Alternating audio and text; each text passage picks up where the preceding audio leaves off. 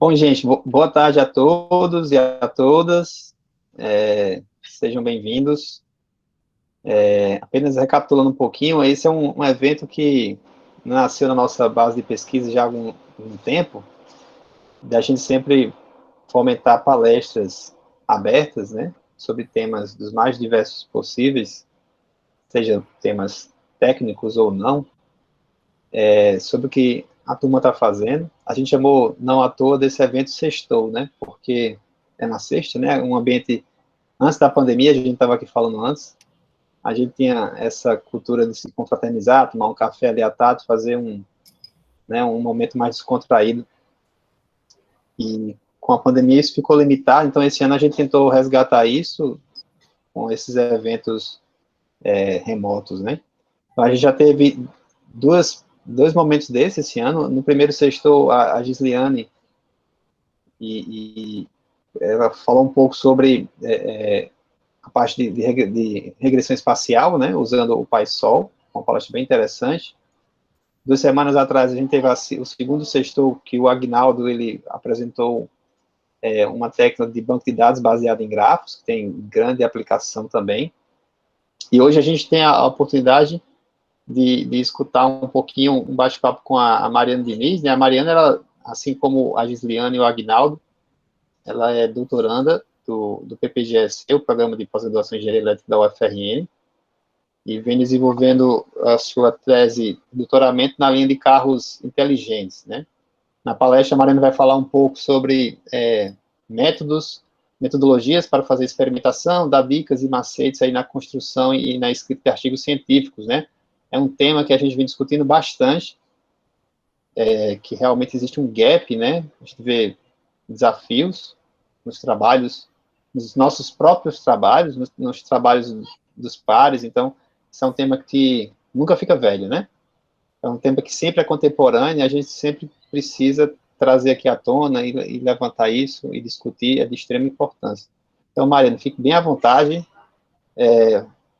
a sala é toda sua. Eu vou ficar aqui no background, mas à medida que forem surgindo as perguntas, a gente também vai interagir. E obrigado pela disponibilidade em fazer esse momento aí para todos nós. Boa tarde, gostaria de agradecer, né, a todos que estão presentes, apesar do momento que estamos vivendo, espero que estejam todos bem. Como o professor falou, eu vou falar um pouco sobre o método de pesquisas para uma abordagem para estudantes de engenharia, não só de engenharia, né, mas o contexto hoje seria para estudante de engenharia, mas é aplicado a qualquer área em situação de pesquisa. Então, é algo bastante importante, porque toda pesquisa depende disso. E, como o professor também falou, está bem complicado hoje a gente ter uma replicabilidade de alguns trabalhos devido a uma não informação detalhada de como foi feito essas pesquisas. Então, acho que é bem necessário desenrolar sobre essa temática para poder a gente conseguir, mais à frente, replicar e ter melhores resultados com as pesquisas. Como foi apresentado, né? Eu sou Mariane Diniz, sou estudante de doutorado de engenharia no programa de Engenharia Elétrica e de Computação da UFRN. Eu trouxe como agenda para a apresentação de hoje quais as características de uma pesquisa, qual tipo de pesquisa selecionar ou vai ser enquadrada no trabalho, como fazer essa condição de pesquisa e como avaliar a validade da pesquisa. Então, antes de iniciar, né, eu trouxe algumas citações de como é definida a pesquisa para engenheiros. Então, uma das primeiras citações é que, tipo, a pesquisa de engenharia é baseada nos princípios de pesquisa científicas, que, por sua vez, se baseiam no método científico, em que observações, experimentos, teorias, cálculos e modelos são derivados do corpo de conhecimento científico existente e verificados de forma independente por outros que são especialistas na área, ou seja, qualquer pesquisa, seja ela de engenharia ou não, ela se baseia em método científico. Então, é algo que já existia e a gente só vai se adequar para a nossa linha, nossa temática a seguir. Uma outra citação, né, que trago é que a pesquisa de engenharia é baseada precisamente no método científico. No entanto, a pesquisa é direcionada para a aplicação prática da ciência a produtos, serviços e infraestrutura, complementando a outra, ou seja, ela, como eu disse anteriormente, ela já é baseada no método científico, portanto, ela vai de acordo com a aplicação que vai ser feita. Então, a gente vê hoje que um dos maiores experimentalistas, um dos maiores reprodutores de experimentos, é o pessoal da área de saúde. E por que a gente não pode se encaixar também dessa forma? O que é visto é que o pessoal, tanto da engenharia como da computação em si, eles não têm um método que segue, e todos os padrões de artigo são diferentes. Então fica bem complicado para conseguir essa replicação. Então, o embasamento dessa pesquisa seria, dessa apresentação seria mais ou menos com esse intuito. Aí eu trago uma primeira parte, né, que seria a desmistificação entre o conhecimento científico e o conhecimento técnico. Eu não sei como é que está aí todo mundo que está assistindo, eu não sei se é o pessoal mais de TCC, mais de graduação, mais de mestrado ou doutorado, mas eu espero que todo mundo saiba que para primeiro a gente começar a entrar no mundo científico, a gente precisa ter um problema a ser explorado. Não adianta dizer que vai falar sobre um tema e não ter um problema. Então, tudo depende de um problema a ser explorado para encontrar uma solução. Então, uma primeira coisa a se pensar, eu acho que ficou até, aqui eu peço perdão aqui no slide, é o pensamento leigo. O pensamento leigo, ele sempre faz é um pensamento empírico. Ele pensa, eu acho que vai chover hoje. Por quê? Pelo fato de que minha avó falou que quando está com as nuvens mais escuras é algo que vai chover. Então, isso é algo empírico, é algo leigo. O pensamento técnico, ele pensa mais ou menos da seguinte forma: qual é o problema? Então, como resolver esse problema? E a transição entre o pensamento técnico para o científico, ele já vai fazer outras indagações. Quando isso ocorre? Por que ocorre? Como ocorre? Então, já é algo que a gente tem que pensar e tentar fazer essas perguntas para ver algumas respostas para solucionar. E o pensamento científico, ele já pensa da seguinte forma: como eu posso melhorar esse problema? Como eu posso ter novas descobertas com esse problema? Então, esse é a diferença entre o conhecimento científico e o conhecimento técnico, que seria mais ou menos isso que a gente vai tentar abordar daqui para frente com o conhecimento científico, né? Então, como melhorar esses problemas e quais essas novas descobertas é o fato que precisa ser identificado nessas pesquisas e como ocorre, por que ocorre e quando ocorre. Então, o método científico, ele define 5 passos. O primeiro, como eu falei anteriormente, seria a identificação do problema. O segundo seria o design da pesquisa. O terceiro, a condução da pesquisa. O quarto, a identificação de hipóteses para testar essa pesquisa, né, se vai ser válida ou não no final. E, por fim, as conclusões. Aí vem a questão de qual seria o método científico a utilizar. Eu não sei se vocês sabem, ou já ouviram falar, mas existem 3 métodos, são 4, né, tem o dialético, mas os mais utilizados são esses 3, o indutivo, o dedutivo e o hipotético dedutivo. Então, o indutivo, ele faz a questão de uma generalização, observa fatos ou fenômenos para uma regra geral. Como seria isso? Uma pesquisa política. Quando a gente faz uma pesquisa política, em vez de avaliar toda a população, avalia uma amostragem dessa população. E daí infere-se que, de acordo com a amostragem dessa população, que foi coletado os dados, infere-se que todos os outros têm aquele mesmo pensamento. Vamos dizer, de intenção de voto. O pensamento dedutivo, ela faz uma individualização a partir das regras gerais. Seria o contrário. Ao invés de investigar apenas uma porcentagem da população, investigaria todo mundo, e se uma pessoa não pudesse responder, então já fazia a generalização de que aquela pessoa também se encontra naquele mesmo grupo. O hipotético dedutivo, que seria o caso mais utilizado em pesquisa científica, ou seja, o chefe, vamos dizer, o chefe da pesquisa científica, ele faz por meio de tentativa e erro. Ele testa todas as hipóteses para eliminar as falsas. Ele não busca uma verdade absoluta. Como seria isso? Eu penso que para acabar com alguns casos do Covid, eu tenho que testar 5 hipóteses. Então, eu vou testando essas hipóteses até encontrar a que foi verdadeira para poder solucionar o meu problema. Esse é o mais utilizado nos trabalhos acadêmicos, como eu falei. Então, a partir disso, a gente já falou muito de hipóteses e não chegou mais ou menos a definir o que seria hipótese. O que seria uma hipótese, ou um teste de hipótese? É uma regra que especifica se deve se aceitar ou rejeitar uma afirmação sobre uma população de acordo com as evidências fornecidas por uma amostra de dados.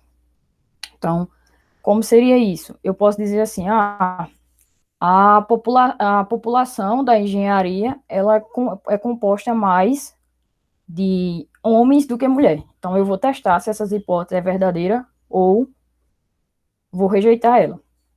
Então, um teste de hipótese examina duas hipóteses opostas sobre uma população, a hipótese nula e a hipótese alternativa. A hipótese nula é a afirmação que está sendo testada. Normalmente, a hipótese nula é uma declaração de nenhum efeito. Ou seja, o que seria isso? A população da engenharia, entre homens e mulheres, é igual. E daí, eu ia verificar, através da hipótese alternativa, que é a afirmação de que você deseja ser capaz de conduzir, que é verdade, com base nas evidências fornecidas. Então, é verdade que, vamos dizer, a hipótese alternativa seria: existe mais homens do que mulheres nos cursos de engenharia. Então, essa seria uma hipótese alternativa que a gente queria transformar ela em verdadeira a partir dos nossos estudos. Então, para definir uma hipótese, é sempre bom pensar na seguinte frase: eu acredito que. Sempre que você for pensar em algum estudo e definir a hipótese do seu estudo, pense nisso. Eu acredito que exista mais homens em cursos de engenharia do que mulheres. Então, essa é uma dica que eu já deixo aí para quando for definir hipóteses, que é algo de suma importância para os métodos de pesquisa. Aí a gente agora vai definir os tipos de pesquisa. Eu não sei se vocês já ouviram falar, mas existe uma classificação quanto aos tipos de pesquisa de 4 formas: quanto à abordagem, quanto à natureza, quanto aos objetivos e quanto aos procedimentos. Quanto à abordagem, ela pode ser quantitativa e qualitativa. Quantitativa com relação a dados, vamos dizer, números, enfim, que você pode ter esses dados estatísticos ou não. Qualitativa com relação a como fosse uma análise bibliográfica, quando você está fazendo levantamentos e vai levantar a qualidade de alguma informação. De natureza básica ou aplicada. A básica é mais aplicada a pesquisas teóricas, e a aplicada é quando tem um intuito de aplicação. Como eu posso falar o caso da minha pesquisa, hoje a gente tem o intuito de aplicar em veículos e ver esses resultados. Quanto aos objetivos, ela pode ser exploratória, descritiva e explicativa. Aí você vai me dizer, sim, mas qual a diferença? Eu vou lá no próximo slide, eu vou tentar descomplicar isso aí para vocês. Vou dizer que existem esses 3, mas no próximo eu tento melhorar essa explicação. Quanto aos procedimentos, a gente pode ter diversos, mas eu trouxe aqui uns 4 principais e mais utilizados, que seria o método experimental, o método de pesquisa de levantamento, que é o survey ou survey, e o método bibliográfico. Além disso, o estudo de caso.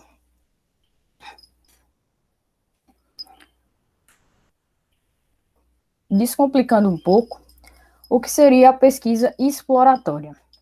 A pesquisa exploratória, ela tem o intuito de sondar um fato ou fenômeno através de novas ideias, hipóteses e explorar hipóteses. Então, ela pensa no como. Ela é mais, vamos dizer assim, utilizada, eu posso dizer que ela pode ser utilizada bem em mestrados e também em TCC, mas a de TCC, ela é mais uma pesquisa descritiva, pois ela descreve sobre um assunto estudado, a pesquisa descritiva. Ela busca mais, ela entende mais o quê. Então, pesquisas de TCC, como tem o intuito de ser uma pesquisa mais básica, ela sempre vai tender a ser descritiva. E a pesquisa explicativa seria mais para teses. Por quê? Elas visam explorar algo novo e baseiam em outras para inovar. Ou seja, eu pego outras pesquisas para poder inovar na minha com relação àqueles resultados. Uma coisa que eu gosto de destacar é que um resultado de uma pesquisa, ela pode ser ruim ou bom. No momento que ela for bom, ótimo, beleza, a gente alcançou o que queria. Mas no momento que a gente começou a pesquisar e teve um resultado ruim, também é ótimo. Por quê? Um outro pesquisador que for ler sua pesquisa, ele não vai mais para aquele caminho. Então, isso também já é algo muito satisfatório. Dentro dessa perspectiva, eu trago 3 perguntas que dá para definir justamente qual seria o seu tipo de pesquisa, né? O seu objetivo de pesquisa. Você pretende pesquisar sobre um assunto que já existe, já é conhecido e tem material de pesquisa? Então, a sua pesquisa é descritiva. Se você pretende pesquisar sobre um assunto um pouco conhecido, pesquisa além dos livros, ela é uma pesquisa exploratória. E se você pretende fazer uma pesquisa de um ponto de vista novo, buscando inovar e criar um conhecimento novo, então ela é uma pesquisa explicativa. Aí aqui eu trago algumas modalidades de como você pode fazer ela. A exploratória por meio de surveys, entrevistas, estudo de casos. A descritiva por meio de estudos etnográficos, surveys de opiniões, atitudes. E a exploratória por meio de experimento ou quase experimentos. Então, adiantando, a gente vai falar agora um pouco sobre como conduzir essas pesquisas, já que a gente já sabe como caracterizar e como é o método científico, né?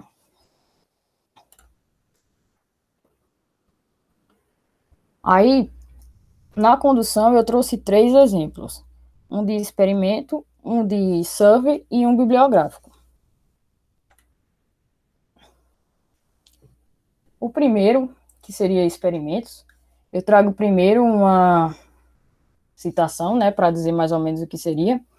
Então, experimentos fornecem oportunidades para adquirir conhecimento, habilidades e compreensão por meio da investigação experimental do mundo real. Seria isso, a gente vai investigar algo em um cenário real, que é como a gente já faz hoje em algumas pesquisas no nosso laboratório, até mesmo não sei de outras pessoas que estão fazendo, mas hoje a gente usa as técnicas nos veículos e já faz experimento no mundo real para poder ter resultados e inferir nessas nossas hipóteses. Aí, existem questões para ser consideradas em um experimento. Quando a abordagem experimental deve ser usada para encontrar uma solução para um problema, muitas questões devem ser encontradas, ser questionadas ou consideradas, né? São elas. A primeira é: que perguntas estamos tentando responder? Qual é o problema? Como eu falei anteriormente, toda questão científica, toda pesquisa científica, ela tem que ter um problema. Não adianta você chegar e dizer, eu vou falar sobre indústria 4.0. Sim, mas qual é o problema?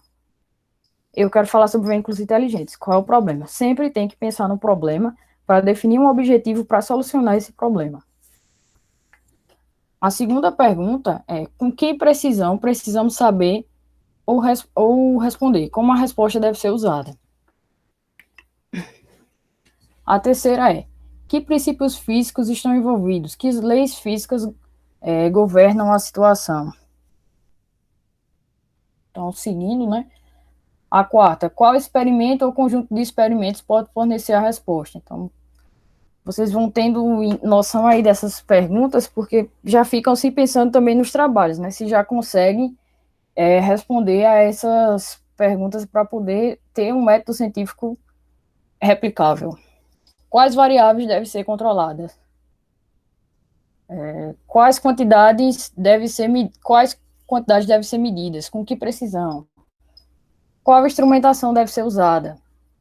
Então, instrumentação seria quais ferramentas, enfim.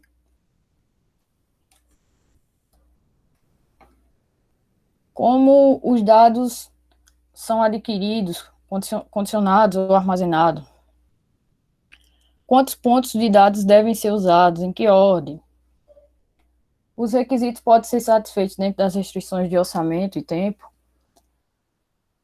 Quais as técnicas de análise de dados deve ser usado? Qual é o mais eficaz? Qual é a forma mais eficaz reveladora de apresentar os dados? Quais são as questões imprevistas geradas pelos dados? E de que maneira os dados e os resultados serão relatados? Então, antes de considerar um experimento, a gente tem que pensar nessas pesquisas, porque se não pensar nessas questões, se não pensar, pode inferir em ameaças à validade, que a gente vai falar lá na frente também. Então, sempre que começar, tente entender todas essas questões para poder fazer o detalhamento. Aí aqui eu trago as fases de um experimento. Então, um experimento, como foi visto na literatura, a gente antes tinha umas dúvidas, tanto que foi o que motivou a essa apresentação. Eu, como minha formação inicial, ela não é da engenharia, minha formação inicial é em sistemas e ciência da computação. Eu acho que quando eu cheguei ao programa de engenharia, que comecei a trabalhar com o professor Ivan, ele percebeu que eu detalhava muito as coisas e ele falava que existia o jeitão da engenharia, né? E daí, nos últimos artigos que a gente começou a escrever, houve essa questão de verificar se o experimento em engenharia seria o mesmo da computação, enfim. Então, foi o que motivou, e justamente aquelas primeiras citações que eu trouxe é o que diz, né? O experimento será o mesmo, porém, o experimento será o mesmo em todas as áreas, utilizando o método científico. Então, no método científico para engenharia, eu busquei justamente de livro de engenharia, ele fala que as fases experimental para engenharia seriam essas: objetivo, planejamento, o design, a construção ou preparação, né? Os resultados preliminares de uma pré-execução, a execução, a análise de dados e os relatórios finais do que foi executado.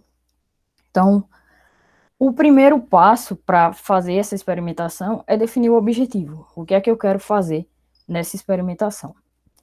Feito isso, a gente vai para a questão do planejamento. O que é que deve conter no planejamento? No planejamento, deve existir a caracterização do experimento, o tipo de estudo, quais as variáveis, tipo as variáveis dependentes, independentes e intervenientes. Além disso, as hipóteses, que devem ser refutadas, as questões de pesquisa, qual a população que vai conter esse experimento, a amostragem. Então, essa é a parte, vamos dizer assim, o core principal, além do design. Por quê? É no design onde a gente identifica como vai ser executado esse experimento. E se ele for feito mal feito, vai atrapalhar todo o resto. Ou seja, vai ter vários vieses na condução da pesquisa. Então, esse é um dos passos mais importantes na condução do experimento. Além disso, existe a instrumentação que está contida dentro dele, onde você vai detalhar tudo que será utilizado para alcançar esse objetivo. Na construção, é definido como vai ser feito esse experimento. Vamos dizer assim, eu desenhei e disse que o experimento é realizado com um veículo, uma OBD, uma pessoa, vai rodar 5 quilômetros, Então, eu fiz todo aquele design e disse assim, que esse condutor vai dar 3 voltas nesse veículo com uma quilometragem de 5 quilômetros, e seria o design. A preparação ou construção seria eu equipar o carro com OBD, utilizando toda a instrumentação, né? Definir onde é que vai ser a rota para o participante, enfim. O que seria os resultados preliminares. Então, antes de qualquer experimento, é necessário realizar uma pré-experimentação para ver se esse experimento vai dar certo. Então, antes de começar um experimento que vai ser, vamos dizer, com 100 pessoas, nada mais justo do que fazer algo com 5 para verificar se isso vai ter resultados bons ou não.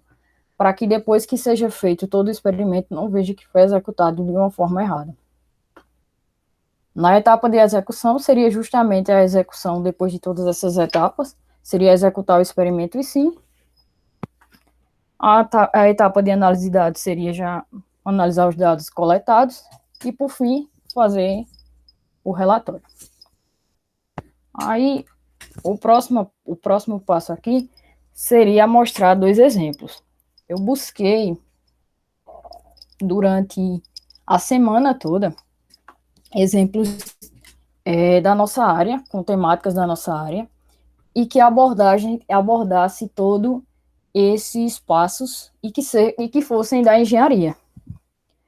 E eu posso dizer para vocês, até hoje de manhã eu estava buscando artigo, porque foi bem complicado de encontrar alguém que seguisse todos esses passos. E eu não queria trazer artigos de tipo, do tempo que eu fui fazendo mestrado, onde o pessoal seguia essa abordagem, porque era pessoal da engenharia de software. Então, eu demorei, mas encontrei 2 artigos, eu vou mostrar aqui para vocês, seriam esses 2, onde eles não detalham tudo, mas detalham algumas fases, e já dá para ter um bom espelho. Eu vou só minimizar aqui para poder apresentar.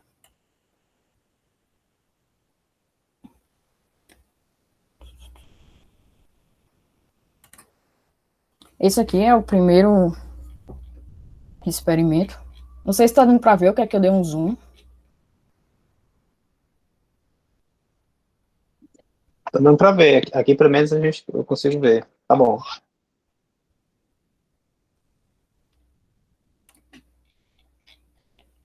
Só chegar aqui na parte experimental. Pronto, aqui.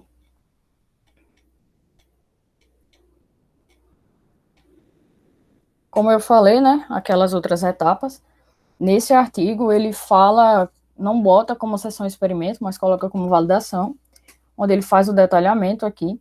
Ele tem o planejamento e a execução do experimento, as questões de pesquisa,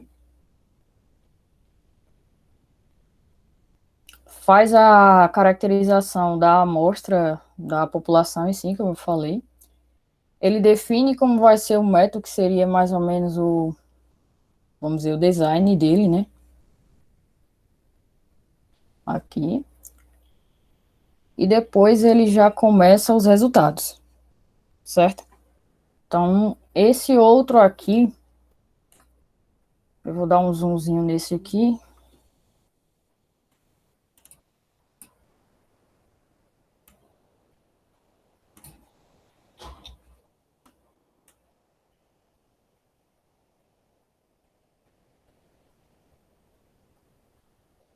Aqui. Avaliação experimental. Ele traz aqui o objetivo, que seria mais ou menos como foi configurado esse experimento, o design, como coletou os dados, as métricas de avaliação, e já para, né, porque ele já começa depois a cair em outras etapas como fosse o resultado. Então é algo que a gente percebe que está sendo bem falho na nossa área, está faltando mais ou menos esses detalhes para ficar mais fácil o entendimento de como foi feito e poder ser replicado esses experimentos. Deixa eu ver aqui que eu... Esse outro aqui, ó, eu trouxe de como é feito mais ou menos, como está sendo feito na engenharia em si. Deixa eu só ver qual foi aqui. Esse.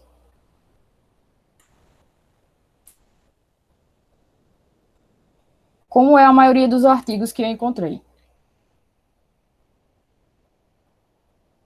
Eles dizem que é um design de experimento, né? E quando eu vou aqui para o core, que seria mais ou menos capítulo, a seção 3, ele diz que ele fala, né, do design.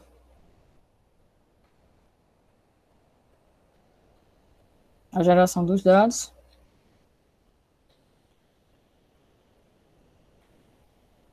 E já começa a mostrar os resultados e análise, ou seja, é todo misturado, não tem essas etapas bem definidas para que o pessoal possa encontrar e fazer essa replicação dos experimentos. Deixa eu voltar aqui para o modo de apresentação, só para passar. Aí, tendo como, finalizando nessa outra parte, e passando para o método bibliográfico, o que é que eu trouxe no método bibliográfico? Eu trouxe a questão de uma revisão sistemática, como eu falei no início, também vem sendo muito utilizada na área de medicina, foi até quem idealizou a questão das revisões sistemáticas. Elas tendem a ser replicáveis, né? Então, tem passos bem definidos. E com o que seria isso? É um meio de identificar, avaliar e interpretar os estudos disponíveis e relevantes na área de pesquisa que você está atuando para uma questão específica, além da temática, o fenômeno de interesse.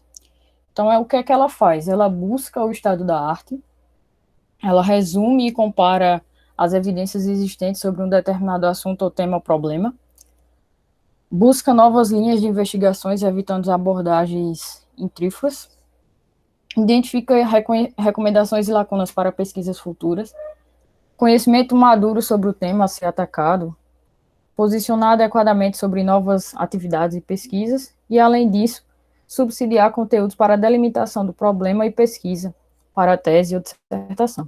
Então, é bem recomendado fazer esse tipo de estudo quando você entra no mestrado ou doutorado, para você verificar como é que está a área onde você deseja atuar, abordando tudo isso que foi dito anteriormente. Então, qual seriam os passos, né, para conduzir uma pesquisa desse estilo? E é sempre comum ter esse tipo de pesquisa junto com uma experimentação no final para apresentar em um mestrado ou um doutorado. Os passos são um planejamento, verificar o que é que vai ser encontrado, qual o objetivo e o que deseja, né? A execução, onde segue um protocolo, onde será abordado no próximo slide, e, por fim, a sumarização de tudo que foi encontrado para ser divulgado, transformado em artigo.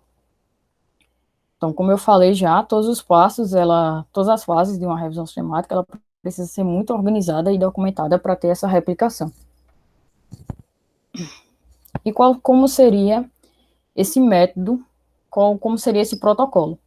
O primeiro passo, a primeira atividade a ser feita é definir a estratégia de busca.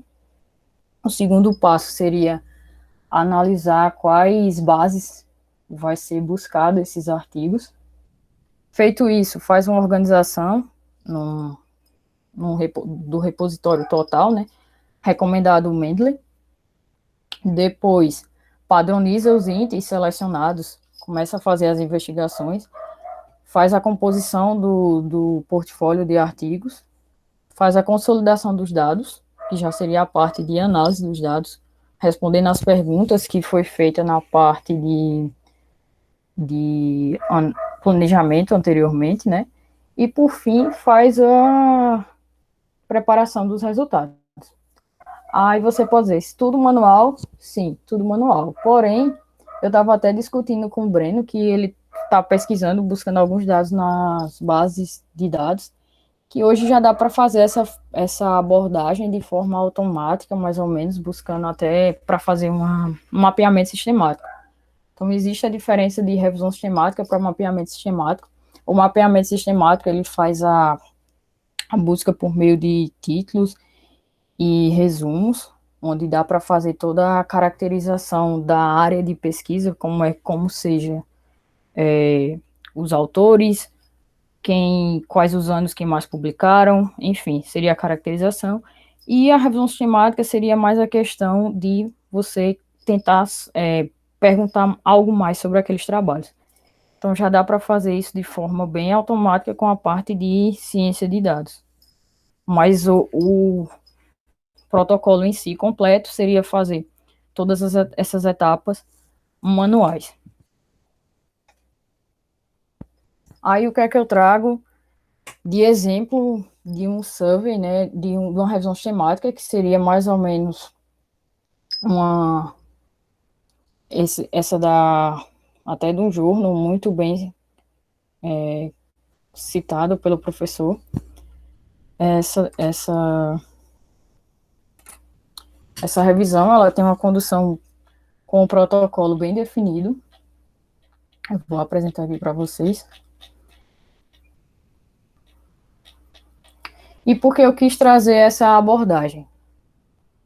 Eu não sei se vocês já chegaram a pesquisar esses tipos de pesquisa, mas o pessoal, eles confundem e coloca como nome, não é que confundem, na tradução eu percebi que o survey seria como fosse uma pesquisa. Então, é uma pesquisa, a revisão sistemática seria uma pesquisa sistemática. Então, muitas vezes o pessoal está fazendo um survey, determinando como survey uma revisão sistemática, como é o caso aqui, Systematic Survey.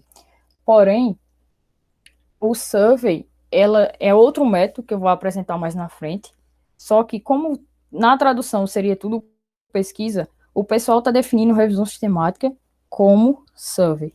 É algo até que, quando for na parte de survey, eu vou deixar mais claro para vocês. Então, como eu falei, ó, aqui está o método, as questões de pesquisas a serem exploradas, as palavras-chave, quais são as bases para pesquisa, qual foi a estratégia de busca,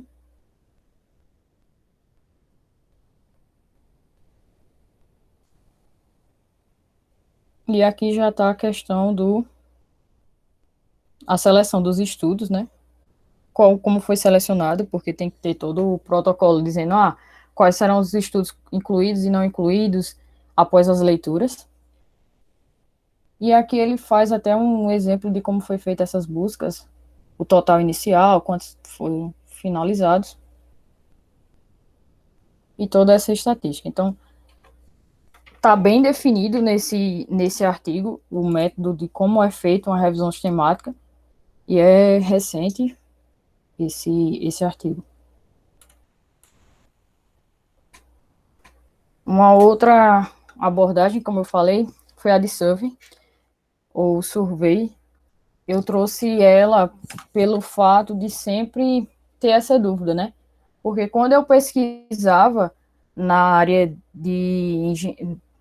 nos artigos em si, e colocava revisão sistemática, ou um estudo que tivesse outros estudos caracterizando a área, eu sempre encontrava com o nome de survey, mas aí eu vi que seria survey de pesquisa e não pelo método científico.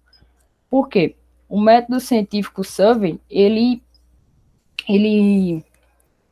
diz que seria o quê? É uma pesquisa, é um levantamento de pesquisa que visa descrever, explicar e explorar um fenômeno em estudo, onde são caracterizados pela indagação direta das pessoas, da metodologia, com o objetivo de saber como se comportam. Então, eu cheguei a encontrar num livro, mas diante de preparar esse slide, eu perdi a citação, onde se dizia que um survey, ele só pode ser realizado, uma pesquisa de levantamento, ele só pode ser realizado com pessoas, e não de forma bibliográfica, como está sendo definido em alguns trabalhos que a gente vê hoje na literatura. Eu vou tentar voltar e buscar essa citação para poder, posso até trazer para vocês mais à frente. Então, outra Outra citação que eu trago do survey é que ele geralmente envolve a construção de instrumentos de coleta de dados, como questionários, entrevistas e formulários.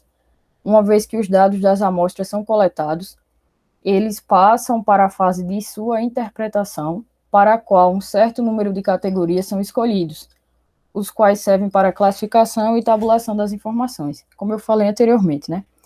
Nas pesquisas, hoje a gente encontra como survey, porém, o survey ele precisa ter um questionário, um instrumento de coleta para poder ser definido como método survey. Mas o que seria mais ou menos o que está como survey seria um método bibliográfico, que é o que foi apresentado anteriormente.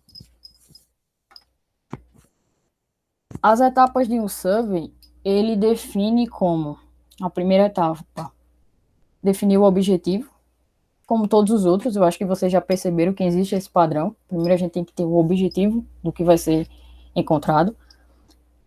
Também, como todos os outros, precisa de um planejamento, que seria para avaliar essas várias variáveis, quais as questões, enfim, qual o que vai ser procurado. Qual seria o tipo de instrumentação, se vai ser online, se vai ser entregando um a um, se vai ser uma entrevista. Qual a amostra que vai ser selecionada, vai ser todo mundo, vai ser uma amostra só de pessoas brancas, vai ser uma amostra só de pessoas que teve Covid, enfim. Como esses dados, aí no final vai ter a coleta dos dados, a análise dos dados e o relatório, como todos os outros. Então, aqui eu trago um exemplo. Também foi difícil achar exemplos de survey na engenharia, porque esse método de pesquisa é mais aplicado na engenharia de produção ou até mesmo na área de administração. Então, ficou bem mais difícil de achar exemplos, mas eu trouxe esse aqui, que seria até de congresso, não é de jornal mesmo. E é aqui na parte do método, aqui ó, metodologia, ele explica como é que vai ser. Um erro dele, né, é que ele não traz nem deixa o link do questionário, mas ele fala que vai ser por meio de questionário, e não detalha as perguntas, que seria algo que, se a gente fosse fazer, a gente precisa definir todas as perguntas para que outra pessoa, caso queira replicar, tenha como ver. Aí eu trouxe aqui na própria apresentação, que seria o que eu falei, né?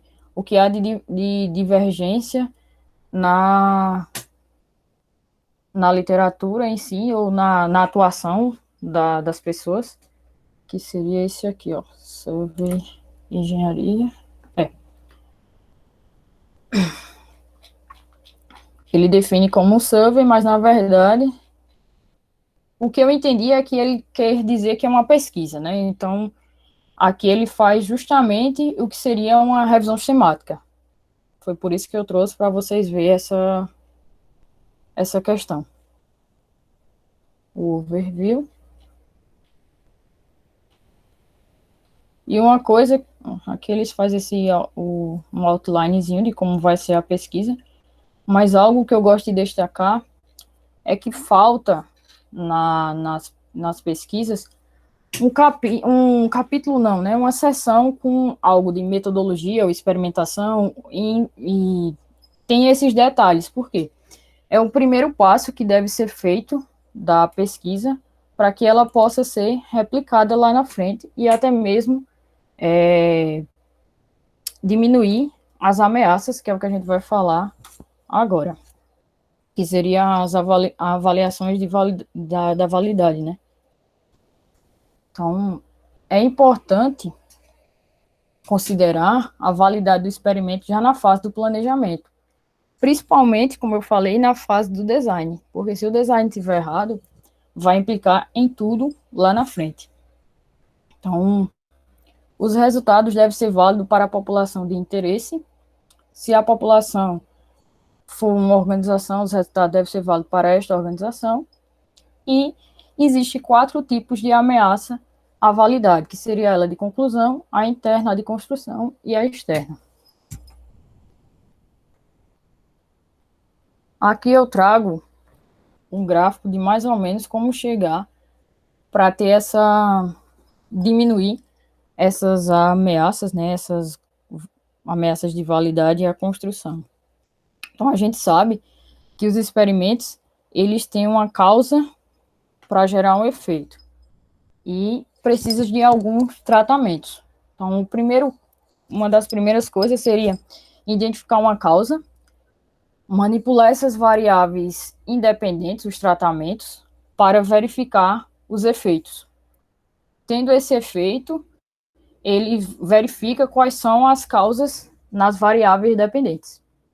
Ou seja, eu tenho um experimento, né, onde eu defino as minhas variáveis, então eu vou verificar o que aquela causa fez com aquela variável independente para ter aquele efeito da variável dependente, para o meu resultado em si. Então, dentro desse propósito, a gente define as 4 tipos de ameaças.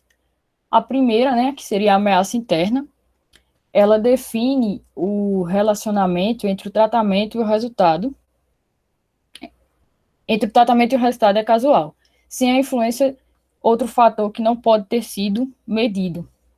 Sem a influência de outro fator que não pode ter sido medido. Como assim? Então, seria a relação de causal entre o tratamento e o resultado, onde verifica o que pode, uma ameaça interna que não pode ter sido medida. A ameaça externa, ela tem condições que limitam a capacidade de generalizar consequências de outras ameaças. Ou seja, se eu for falar aqui do experimento dos carros, uma coisa que tem como ameaça externa seria o tráfego. Eu não posso avaliar como é que vai estar o trânsito no momento, então isso pode causar uma ameaça externa. Na ameaça de construção, uma ameaça de construção ela é realizada por meio de aspectos relacionados ao projeto e fatores humanos, ou seja, se o design estiver mal feito, vai gerar uma ameaça de construção. E a ameaça de conclusão, ela vai estar relacionada à habilidade de chegar a uma conclusão correta a respeito dos relacionamentos e o resultado. O que pode ocorrer? Eu posso concluir algo por meio de 5 pessoas, onde, na verdade, minha amostra foi bem pequena e isso pode gerar uma conclusão que não seria, de fato, sobre esse fenômeno. Então, seriam essas as 4 ameaças. Então, de fato, eu gosto de relembrar e dizer novamente, né? Sempre pensem na seção de metodologia em si, da experimentação, antes de iniciar o artigo. É uma seção que eu sempre faço antes e defino sempre esses objetivos para tentar minimizar essas ameaças e também deixar o experimento replicável. Mas é isso. Eu gostaria de agradecer e estou à disposição para qualquer dúvida ou questionamentos.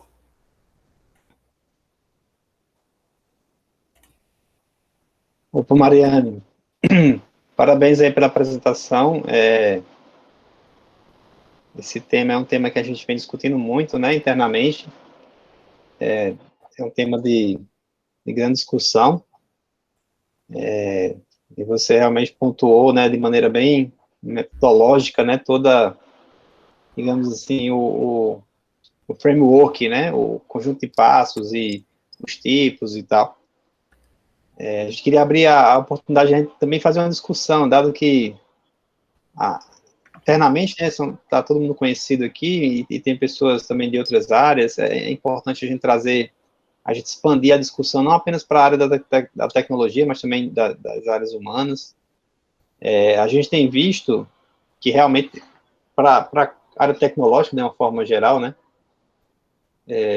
às vezes os termos são misturados, né, não seguem à risca o que dizem as metodologias. E, por exemplo, a questão do survey, né, isso aí se a gente for ver, tem de tudo. Em geral, é bem aceito a visão de survey como revisão sistemática na área de tecnologia. Se a gente pegar os principais periódicos da área, a gente vê que, no final, o pessoal... Acho que a exceção é o pessoal que faz da forma como a Mariane apresentou, que é a forma como é definida na metodologia, né, Maria? Exato. Foi bem difícil, eu lhe juro. Eu passei a semana toda. Eu Eu, imagino tava, mesmo. eu já estava com dor de cabeça. Eu estava abrindo artigo por artigo na I3E e olhava um por um, tipo, e não encontrava alguém que definisse correto. É tanto que nos experimentos eu não consegui encontrar alguém que seguisse todos os passos. Apesar que na experimentação não precisa seguir todos os passos, mas não é que toda pesquisa não precisa seguir, mas tipo, tem pesquisas que não vai ter todos os passos. Então, mas mesmo assim as pesquisas precisavam e não tinha aqueles passos. Não, e outra coisa, mesmo aqui a metodologia, ela seguindo um conjunto de passos, né? Às vezes também tem a questão da flexibilidade, né? Às vezes, um estudo pode seguir de uma forma, outro estudo pode seguir de outra forma. E ao final, né, uma dica que geralmente a gente usa é, por exemplo, eu quero escrever um estudo, escrever um artigo para o periódico XYZ. Qual é a sugestão, né? Entra no periódico, a gente geralmente vê como é o estilo, né? Dado que ninguém segue o padrão, né? Como você mesmo observou, né, Mariana? Você fez uma busca e teve dificuldade de encontrar alguém que seguisse o padrão. Então, na verdade, a maioria não segue o padrão. Então, o que geralmente se faz é, entra no periódico, por amostragem, pega, em geral, os papers mais recentes ou mais citados. Os mais recentes é interessante porque é o que está sendo publicado agora, né? E dá uma olhada na estrutura, ver como é que os autores, em geral, publicam ali, e a pessoa se adapta, né? Não necessariamente seguindo a abordagem tradicional das metodologias, né? Exato. A maioria das vezes, né, eu costumo fazer uma análise do jornal, como o senhor falou, passo 2 dias avaliando como eles faz até a questão dos trabalhos relacionados, como é que ele define as coisas, para poder até estruturar as sessões do artigo, e depois é que começo a escrever. Seria mais ou menos um método indutivo, né? A gente verifica como é que eles estão fazendo para poder... E é interessante, porque, como a Mariane frisou, né, ela vem da computação, né? E acaba que a gente é mais da engenharia. Então, eu lembro quando a gente começou a trabalhar, né, a metodologia da computação tem sua forma apropriada, né? E acaba diferenciando um pouco da parte da engenharia. A gente também tem outros pesquisadores que são de outras áreas, né? Por exemplo, estou vendo aqui a foto, está aparecendo por acaso, a foto do Elvis, né? Que ele vem da educação. Lá já segue outro paradigma. É E totalmente diferente. totalmente diferente. Então, aí quando a gente se abraça aqui na engenharia, aí como também aqui não é escrito em pedra, né? Não é que é branco, tem que ser branco, é vermelho, tem que ser vermelho. Tem que se moldar, né? Mas essa troca é bem interessante. O Elvis, se você também, dado que eu te provoquei, né? Se você quiser mencionar um pouquinho também como é que é na educação, completamente diferente, e quiser falar, fica à vontade. Certo. Lá na educação, a gente geralmente escolhe o tema, né, sobre o que quer falar, e tem uma discussão um pouco densa no começo dos artigos, e geralmente busca as bases, assim, onde a pesquisa é mais forte. Por exemplo, tecnologia educacional. Tecnologia educacional aqui no Brasil é mais forte em São Paulo, em Pernambuco. Então, vou nos repositórios das pós-graduações desses lugares e busco artigos assim bem rudimentares, e explico assim, bem por cima na metodologia de como eu fiz essa busca e comento esses trabalhos na minha revisão, que a gente chama de revisão de literatura, né?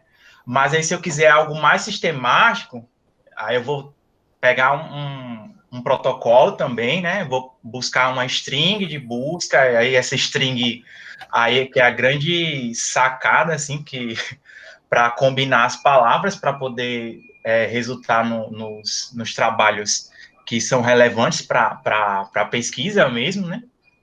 Aí tem as questões de pesquisa também, tem os critérios de qualidade, aí tem aquela questão de sempre ser conduzida por pares, né? De uma pessoa faz, outra valida, né? Para não ter enviesamento.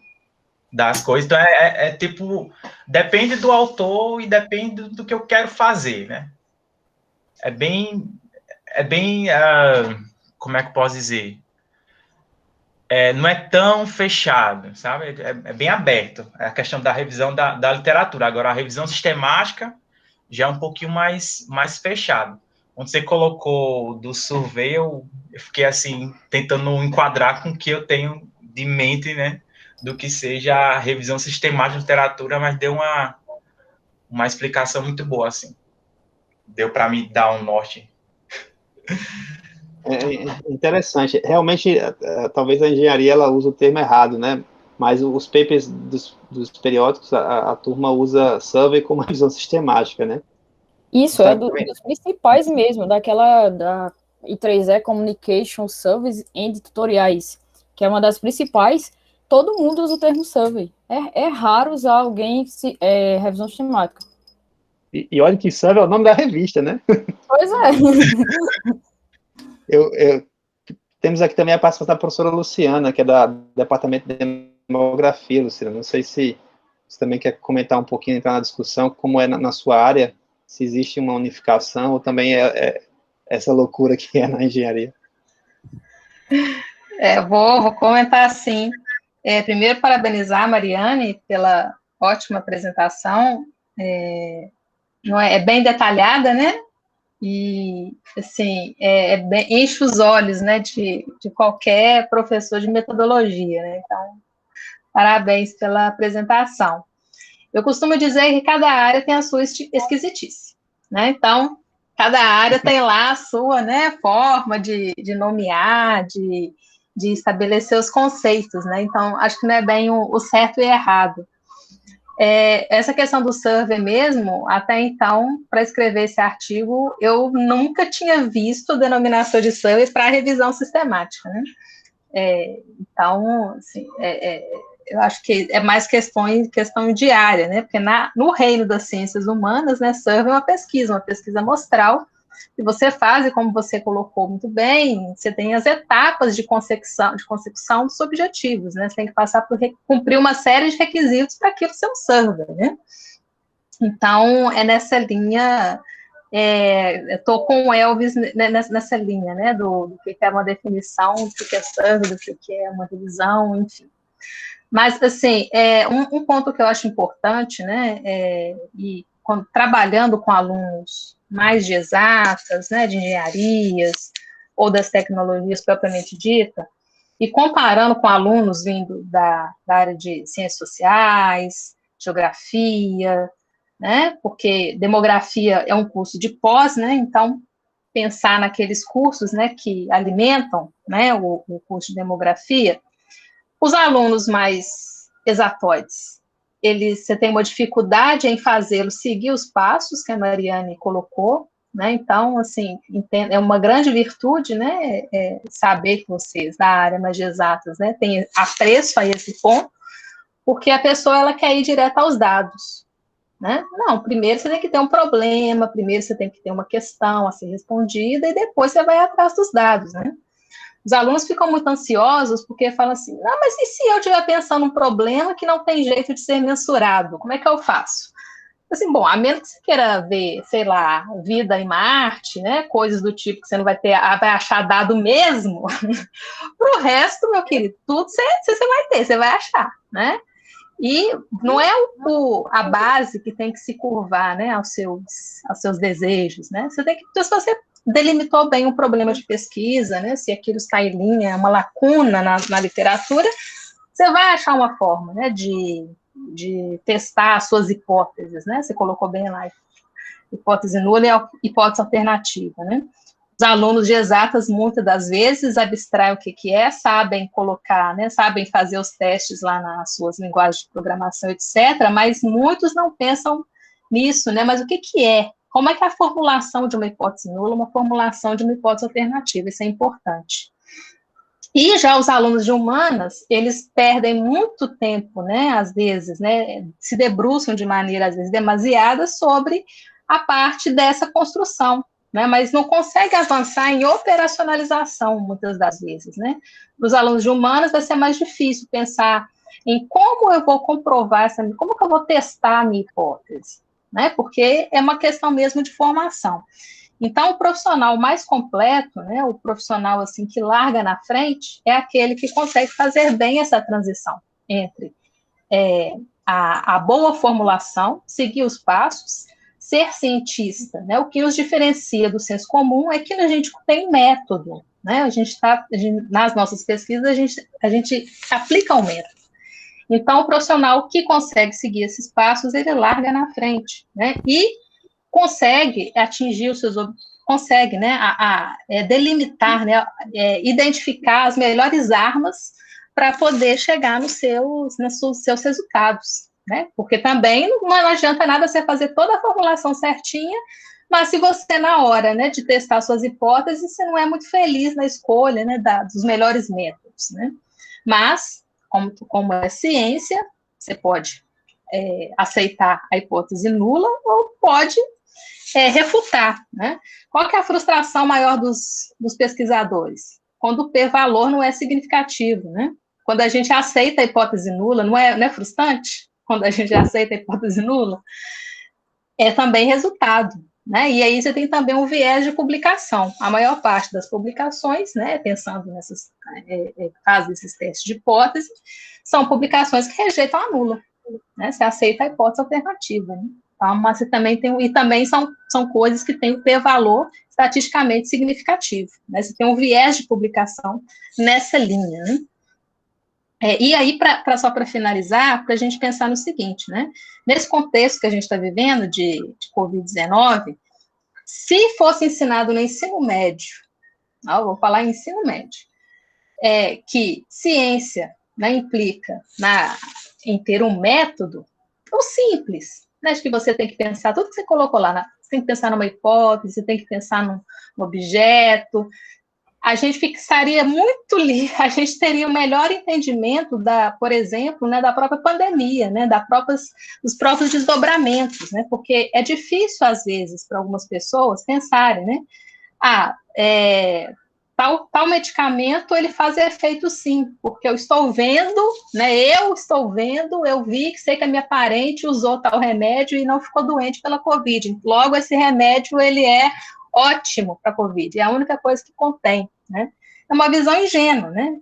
Se fosse trabalhado mais no ensino médio, essa questão das pessoas, né, pensarem, né, que a gente pode ser enganado né, uma questão sensorial unicamente, a gente tem que ter método, né? Então, é importante sim, é importante para a sociedade também, não apenas para as nossas pesquisas e para os nossos objetos. Mas é isso. Excelente, Luciana. Discussão aí muito interessante. A gente tem visto muito isso, né? Nessa pandemia danada da ivermectina, né? As pessoas deixaram de ser amigos, destruiu famílias, né? O pessoal achando que determinados medicamentos tinham eficácia contra a doença, né? E isso gerou várias discussões acaloradas aí entre vários grupos, né? É aquela coisa, né? Correlação não quer dizer causalidade, né? Se eu tomo café e eu não fiquei doente, então logo o café é muito bom para a Covid, né? Então é importante a gente seguir um método científico, realmente, até porque que a gente possa reproduzir, né? Em relação à reprodução, na computação especificamente, tem um desafio, né? É muito comum a gente pegar um artigo, um estudo, e o sujeito lá, o autor ou a autora, tem um gráfico lá, aí a gente tenta reproduzir e não consegue, né? A chegar até o ponto, será que fica aquela dúvida, né? Será que o problema sou eu, que eu não entendi, ou o método não está muito bem apresentado? Tem a questão do algoritmo, né? Está lá descrito, mas às vezes não é descrito em detalhes. A gente também não sabe se não foi descrito em detalhes propositalmente, né? Enfim, aí começa a gerar toda uma questão. Então tem um movimento hoje bastante forte, principalmente na área da computação, né? Das engenharias de forma geral, dos estudos serem 100% reproduzíveis, né? A gente pode pegar o notebook que o sujeito gerou o experimento, eu posso reproduzir exatamente o mesmo notebook, usando o mesmo dado que o autor fez. Isso dá um respaldo completamente diferente, né? Completamente. Então, seu estudo ele acaba tendo um potencial maior de ser citado, de ganhar relevância e de abrir oportunidades, né? Isso aí realmente é um desafio. Seria, Ivan, aquela parada do Open Science, é? Como assim o Open Science? Open Data, não? Open Data? Não, eu já ouvi falar um termo Open Science, porque é justamente nesse foco de, tipo assim, puxando para a parte experimental, que a ideia dos experimentos, que não sei se Mariane comentou, que é justamente o empacotamento, né? Que é para você empacotar depois que você valida toda a teoria, todos os tratamentos, você permitir que aquele estudo seja reproduzido, né? Aí, no caso, até que nem aquele evento de ontem, da mesa redonda, eles falaram muito de tornar os estudos reproduzíveis, de deixar disponíveis todos os artefatos justamente para que outros cientistas possam justamente avaliar e replicar, né? Não, não, exatamente. Eu não sei se o termo é Open Science, mas é nessa linha, sabe? Vou dar um exemplo. Aí na pandemia, né, a gente estava com um grupo aí, o Isola, até várias pessoas aqui fizeram parte. Aí a gente descobriu lá um repositório no GitHub que o autor ele fazia os cálculos lá do RDT, né? Que tem é um fator, é uma variável bem importante lá para saber como é que está a incidência da doença, da Covid-19. Aí, ok, eu clonei o GitHub da pessoa e fui rodar. E não rodou. Por que não rodou? Porque lá no GitHub dele estava faltando quais as versões das bibliotecas ele usou. Então, ele usou várias, né? Mais de 20. Então, teve que ir lá dando erro, descobrindo tentativa e erro, até chegar na versão específica. Ah, foi o Panda 0.16. Né? Então, isso dá um trabalhão, né? Então, nessa linha, esse movimento dessa reprodução do todo estudo, tem uma série de boas práticas, né? Desde especificar a versão dos softwares utilizados, ter o software, o código-fonte, né? Claro que a gente sabe que às vezes tem estudos que remetem a patentes, tem a questão de proteção aí, mas isso eu acho que é uma tendência que está vindo para ficar, né? O próprio surgimento de novos periódicos, né? Como o Data in Brief, né? Da Elsevier, a MDPI também tem uns periódicos nesse sentido, onde os pesquisadores compartilham também as bases que foram usadas. Eu imagino que isso é algo que a gente vai ver bastante, né? E a própria ciência, né? A ciência, ela está evoluindo, essas metodologias, essa metodologia que a Mariana apresentou muito bem, tem coisas que, devido às próprias tecnologias, tem provocado algumas mudanças. Por exemplo, não era comum, há um tempo atrás, o pessoal usar pré-prints, né? O Archive, Medichive, tudo no Chive, né? Então, hoje, além dessas bases tradicionais, o 3D Explorer, Scopus, Mendeley e outras mais, o pessoal está indo muito nos pré-prints. Isso acaba remetendo a outra coisa, as redes sociais, né? O Twitter, às vezes você pesquisa determinados temas, você tem comunidades que você segue lá no Twitter, às vezes o pesquisador ele compartilha rapidamente ali o seu pré-print, então no Twitter, às vezes você descobre coisas mais rapidamente do que as buscas tradicionais que a gente seguia lá, digamos assim, as boas práticas de metodologia, né? Então, isso eu acho que a gente sempre tem que ter esse olhar mais de flexibilidade, né?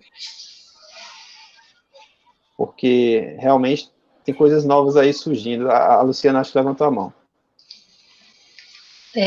Só para completar, não perder o raciocínio, né, que você tinha falado, essa questão do pré-print, né, é bom, porque você aumenta, né, a base de produtos, de coisas que estão sendo produzidas, mas você tem um efeito adverso, né, que é muitas pessoas tomam, né? O trabalho do pré-print, ele não é revisado por pares. Exato. Né? Então, você pode ter ali trabalhos de toda sorte, né? E aí, muitas pessoas utilizam, né, esses trabalhos, às vezes são trabalhos ainda preliminares, trabalhos que ainda não estão completos, e se utiliza resultados ali, né, para tentar desconstruir, né, argumentos que trabalhos revisados por pares e publicados, né, em revistas importantes colocaram, né? Uma delas recentemente, fez muito barulho na literatura, inclusive no Twitter, né? É um trabalho que é um pré-print, mas é um pré-print da Nature, né? Aí até vocês percebam que o ranking, né? Tem pré-prints e pré-prints. Mas um pré-print da Nature que falava que lockdown não funciona. Então, assim, aí quando você vai olhar o trabalho, tá, beleza, vamos lá ver o que é o trabalho. Um trabalho super frágil, um trabalho com muitas limitações, tanto metodológicas quanto também de conceituais, né? Na própria defesa de medicamentos, né, da ivermectina e outros, as pessoas que defendem, né, esse tipo de medicamento, também se utilizam muito de trabalhos, né, publicados ainda como pré-print, né, ou trabalhos que têm uma amostra muito reduzida, né, para você fazer algum tipo de inferência, né. Então, é para o bem ou para o mal, né, você tem uma fonte maior de disseminação de informações, mas também, né, isso pode, tal como todo efeito, né, tem o seu efeito adverso, né, então é preciso ficar cuidado e, como cientistas, a gente sempre tem que ter o olhar desconfiado, né, para todos os artigos, para todos os trabalhos, né, que a gente toma e ter uma leitura crítica sobre, né. Não é verdade. Bem pontuada essa questão, né? O pré-print não tem revisão por pares, né? Ele só, por exemplo, o archive, ele só verifica lá se, e até eu desconfio dessa avaliação, mas segundo que está lá escrito na plataforma, eles fazem uma pré-análise rapidamente para ver se não tem, o conteúdo ali não é um conteúdo agressivo, né? Mas é interessante verificar essas novas ferramentas que estão surgindo. Alguém tem mais alguma colocação que queira contribuir para a discussão?